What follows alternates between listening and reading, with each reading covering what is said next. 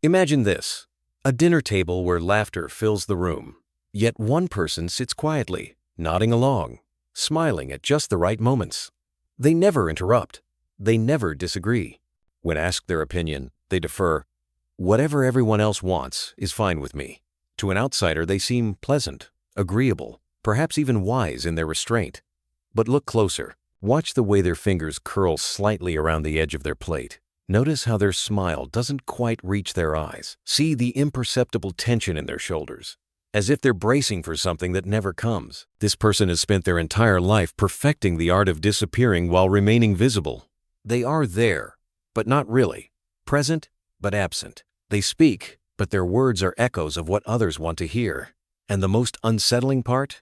They don't even realize they're doing it. This is not politeness. This is not kindness. This is the psychological aftermath of a childhood spent learning that love is a reward for silence, that safety comes through submission, that existence itself must be earned through flawless obedience. Today, we are going to explore the profound psychological roots of that pattern and, more importantly, how to break free from it.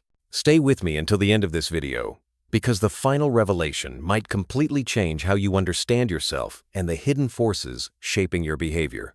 Before we begin, if you find meaning in this kind of deep exploration of human psychology and want to understand yourself and others on a much deeper level, don't forget to subscribe to the channel, leave a like, and share this video with someone who might need it. Your engagement helps us continue bringing reflections that can transform the way we think and live. And trust me, today's journey will be one of the most revealing ones. What we will uncover may help you finally understand patterns you've been carrying for your entire life. Now here's the paradox that haunts these individuals. They were praised for being the good child. Teachers loved them. Parents bragged about them. Friends relied on them. They became the symbol of maturity, the one who never caused problems, who always understood, who magically knew how to make everyone comfortable. But what happens to a human being who spends their formative years believing that their worth is conditional, that their right to take up space depends on how little space they actually take? They become adults who can't say no without feeling like criminals. They become partners who give endlessly while feeling perpetually empty. They become professionals who overwork themselves into exhaustion, terrified that rest equals worthlessness. They become friends who listen to everyone's pain but have no language for their own. They become people who, when asked, "What do you want?" a simple, straightforward question freeze completely, as if you've asked them to solve an impossible equation. Here's what makes this particularly cruel. These individuals often appear to have it all together. They're the stable ones, the reliable ones, the ones who never fall apart. Society rewards them with praise, with responsibility, with trust. But beneath that carefully maintained exterior lives, a question so persistent, so quietly devastating, that it shadows every moment of their existence. Who am I when I'm not being what everyone needs me to be? This is not about rebellion versus obedience. This is not about good behavior versus bad behavior. This is about something far more profound and far more disturbing: the psychological death of the self in exchange for survival. It's about children who learned to read rooms before they could read books, who became emotional meteorologists, predicting the storms in their parents' moods, who discovered that the safest version of themselves was the version that asked for nothing and gave everything. And here's what nobody tells you: that survival strategy doesn't simply fade away when you grow up. It embeds itself in your nervous system. It becomes your operating system. You carry it into every relationship, every job, every decision. You think you're choosing freely, but you're actually just following an ancient script written when you were too young to know you had any other option. So the question becomes, how do you unlearn what kept you alive? How do you reclaim a self that was buried so long ago you're not even sure it still exists? How do you distinguish between who you genuinely are and who you had to become? And perhaps most terrifyingly, what happens when you start to change? When you begin saying no, expressing needs, taking up space, and the people around you, the ones who loved your obedience, suddenly don't recognize you anymore? This is where we must begin. In the uncomfortable space between the child who learned to disappear and the adult who is starting to wonder if they were ever truly seen at all. The roots of this psychological imprisonment stretch far deeper than most people realize. This is not simply about strict parenting or high expectations. This is about the fundamental architecture of the self, how it forms, how it learns, what is safe, and how it calculates the cost of authenticity. To understand the overly obedient adult, we must first understand what psychologist Alice Miller called the drama of the gifted child, the tragedy of children who learn that their true self is unacceptable, and so they construct a false self designed entirely for external approval. Miller's insight was revolutionary. These children don't become obedient because they lack spirit or strength. They become obedient because they possess an extraordinary sensitivity, an almost supernatural ability to read emotional atmospheres. They are gifted precisely in their capacity to sense what others need, what will please, what will prevent disappointment or anger. But this gift becomes their curse, because in using it to survive childhood, they lose access to their own inner world. They become experts in everyone else's emotions while remaining strangers to their own. Carl Rogers, the architect of humanistic psychology, identified what he called conditions of worth, the invisible contracts we internalize as children. You will be loved if you are quiet. You will be safe if you comply. You will belong if you never make demands. These conditions become the lens through which we see ourselves. We stop asking, "What do I want?" and start asking, "What will make me acceptable?" The tragedy is that these children often come from families that appear perfectly functional, even loving. There is no obvious abuse, no dramatic trauma, just the steady, quiet message that love is something you earn through excellence, through silence, through the erasure of inconvenient needs. Friedrich Nietzsche understood this dynamic from a different angle. He wrote about the slave morality, the psychology of those who learn to find virtue in their own powerlessness. The overly obedient child internalizes this perfectly. They learn to call their submission maturity. They label their self-abandonment selflessness. They mistake their fear of conflict for peacekeeping. In Nietzsche's terms, they have transformed their chains into a crown, convinced themselves that their prison is actually a palace of moral superiority. But here's where it becomes even more insidious. This pattern is socially rewarded at every turn. Teachers praise the quiet child. Employers promote the one who never pushes back. Partners cherish the accommodating spouse. Society has built entire systems that depend on people who have learned to silence themselves. The obedient adult becomes the oil that keeps the machinery of social expectations running smoothly. And because they receive external validation for their self-erasure, they rarely question whether something essential has been sacrificed. Sigmund Freud identified repression as the cornerstone of neurosis. And nowhere is this more evident than in the psychology of the overly obedient. These individuals have spent decades repressing not just anger or desire, but their very capacity for self-assertion. They have learned to experience their own needs as shameful intrusions. When they feel tired, they feel guilty. When they want something, they feel selfish. When they disagree, they feel dangerous. The repression is so complete that it becomes invisible even to themselves. They don't realize they're holding back because holding back has become their natural state. Jean-Paul Sartre wrote about bad faith, the human tendency to deceive ourselves about our own freedom. The overly obedient adult lives in a state of perpetual bad faith. They tell themselves they choose to please others, when in reality, they are terrified of the consequences of displeasing them. They claim they prefer harmony, when what they actually prefer is the absence of the anxiety that comes with conflict. They are not choosing their behavior. They are compulsively performing a script written in childhood fear. This is the hidden problem at the core of their existence. They have built an entire identity around being what others need. And now they cannot distinguish between performance and authenticity. The mask has been worn so long it is fused to the face. And the question that begins to haunt them, usually in midlife when the praise stops feeling like nourishment, is this: have I ever actually lived? Or have I only ever survived? The consequences of childhood obedience don't announce themselves with dramatic breakdowns or obvious pathology. They arrive quietly, disguised as virtue. They manifest in the person who never takes vacation days, convincing themselves they're just dedicated. In the parent who cannot rest until every need in the household is met, calling it love when it's actually compulsion. In the friend who absorbs everyone's problems but would never dream of burdening others with their own, framing it as strength when it's actually a fear of being seen as weak. What makes this pattern so psychologically devastating is that it operates beneath conscious awareness.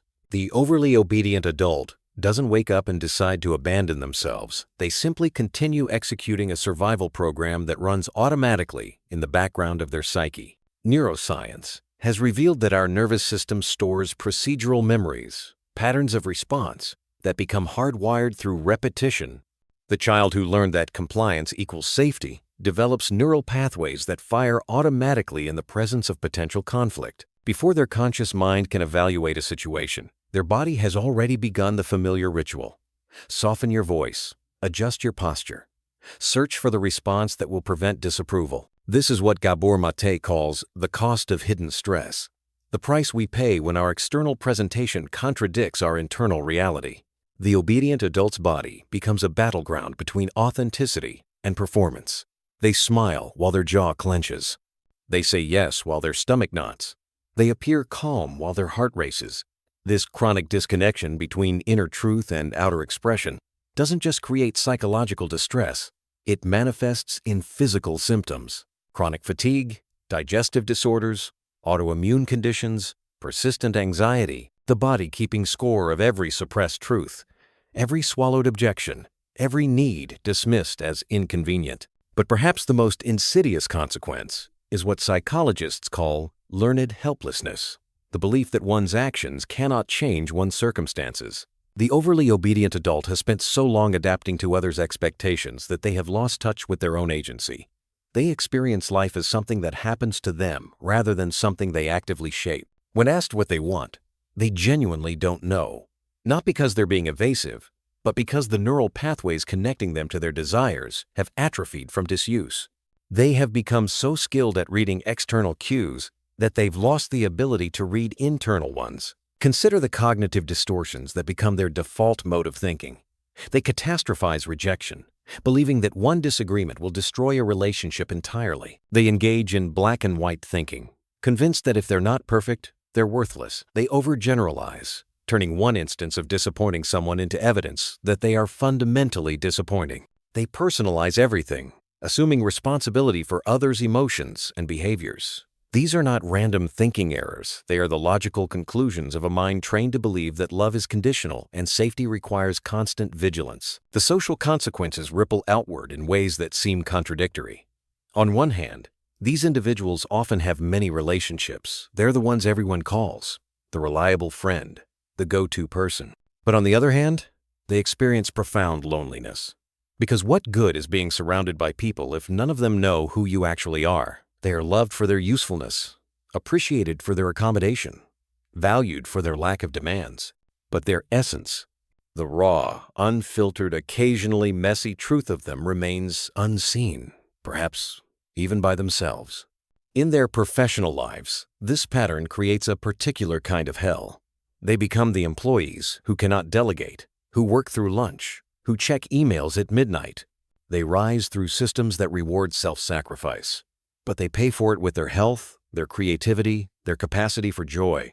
They confuse exhaustion with productivity, burnout with dedication. And when they finally break, because this pattern always breaks eventually, they feel shame for failing to maintain the impossible standard they've held themselves to for decades. Perhaps most tragically, they pass this pattern to the next generation. Their children watch them disappear into service and learn that this is what love looks like. They absorb the unspoken lesson that needs are burdens, that anger is dangerous, that taking up space requires justification. The cycle perpetuates not through explicit teaching, but through osmosis, through the daily demonstration of self-abandonment dressed up as selflessness. And here's the cruelest trick. Even when they begin to recognize the pattern, guilt rushes in like a flood. They feel selfish for wanting to change. They feel ungrateful for questioning a survival strategy that worked. They feel terrified of becoming the kind of person they've spent their life not being demanding, difficult, disappointing. The very act of self-examination feels like betrayal. The path to freedom begins not with a dramatic confrontation, but with a whisper of awareness. It starts the moment you catch yourself mid-apology for something that requires no apology. The moment you notice the reflexive, "I'm sorry," escaping your lips when someone bumps into you. The moment you recognize that the tightness in your chest isn't anxiety about the situation, it's anxiety about disappointing someone's expectation of you. This is the first rebellion, simply seeing the pattern while it's happening. But seeing is not enough. The overly obedient adult must learn to tolerate what therapist Pete Walker calls the vulnerability of authenticity. This means experiencing the physical discomfort that comes with saying no. Your heart will race. Your hands might shake. Every fiber of your being will scream that you're in danger, that you've just committed an unforgivable transgression. This is not irrationality. This is your nervous system remembering what it once cost to assert yourself. The rebellion is in feeling this fear and acting anyway, understanding that the danger is historical, not present. Carl Jung spoke of individuation, the psychological process of becoming who you actually are rather than who you were conditioned to be. For the overly obedient, this requires what Jung called the confrontation with the shadow. You must meet the parts of yourself you've disowned, the anger you've labeled as unacceptable, the selfishness you've deemed unforgivable, the desires you've judged as shameful. These exiled aspects of self are not monsters to be slain, but lost children to be retrieved. Your anger is not destructive. It's information about violated boundaries. Your selfishness is not cruelty. It's the capacity to prioritize your own needs. Your desires are not burdens. They are the language of your authentic self trying to speak. Here's the counterintuitive truth that changes everything.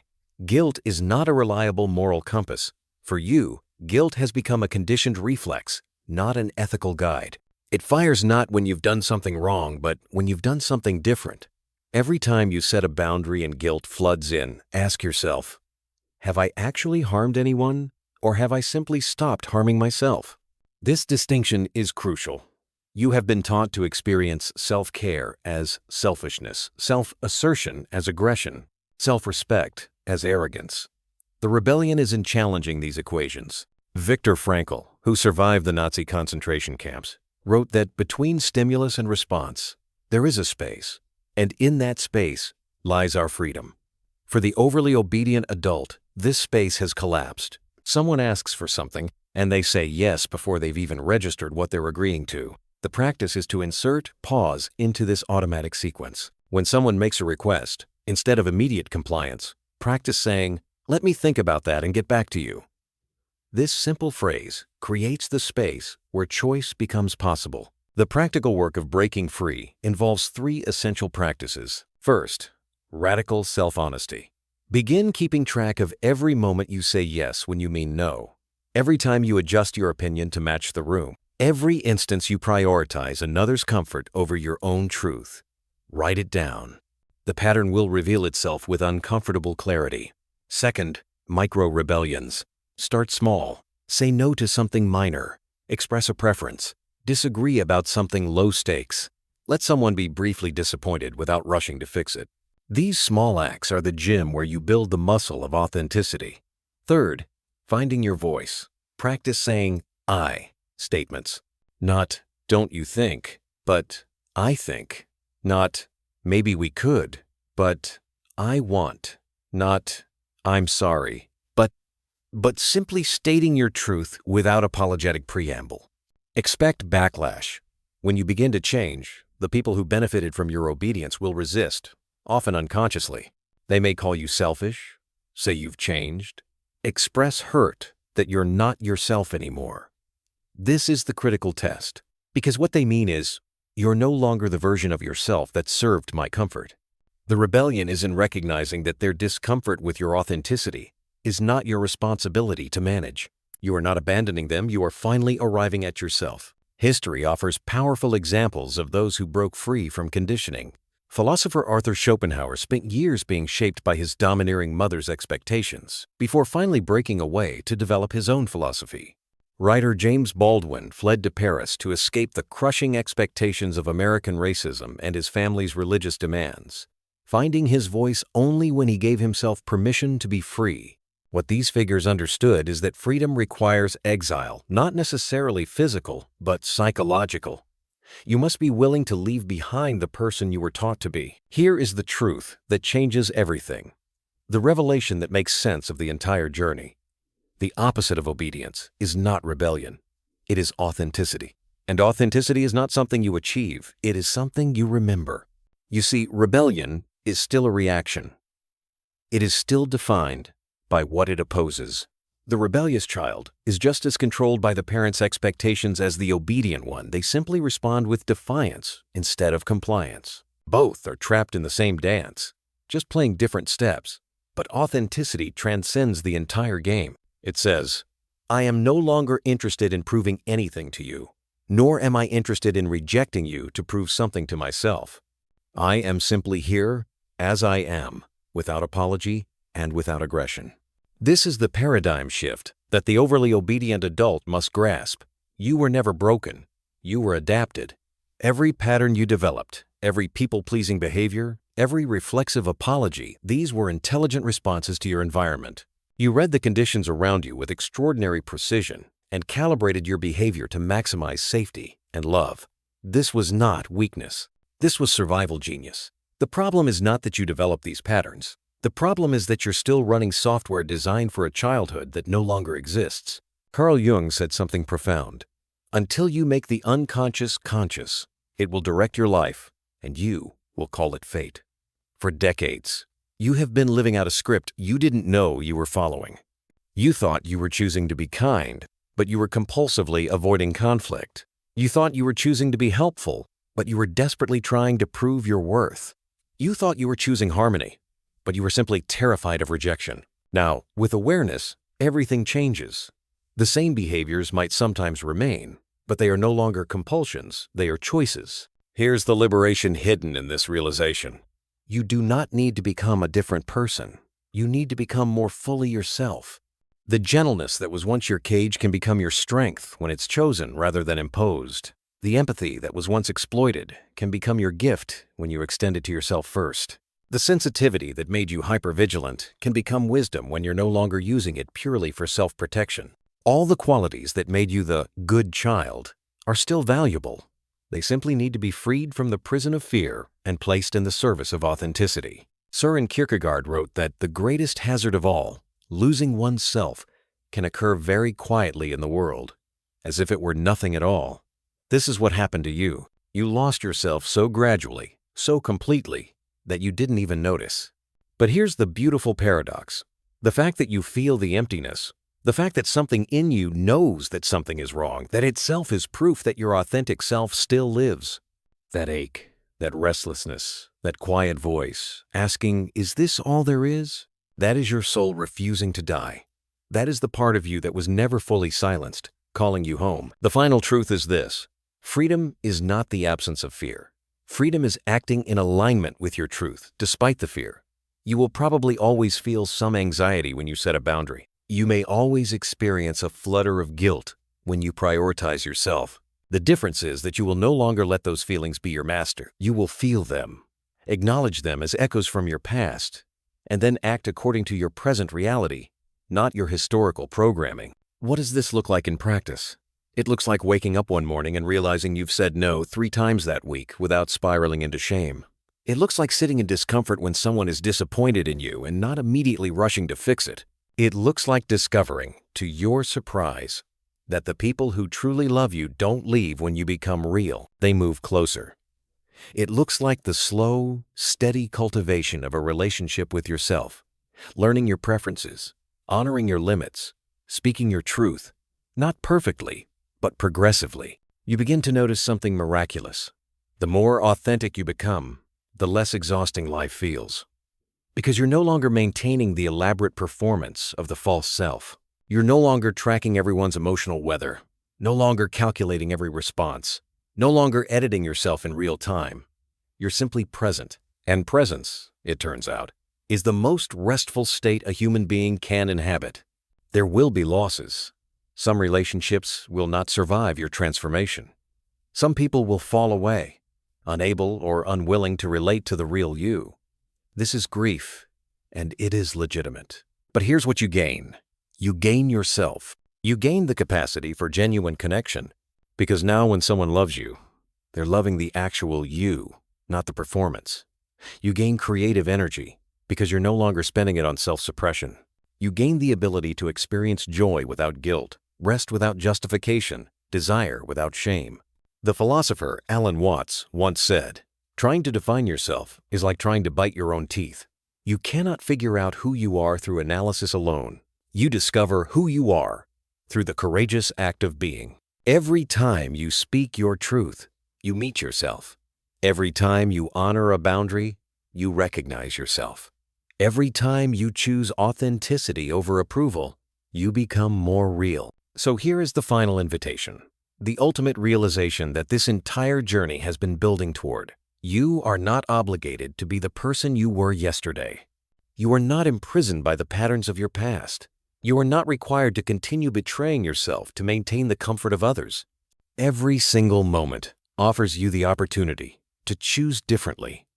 Not perfectly, not without fear, but authentically. The child you were did what they had to do to survive.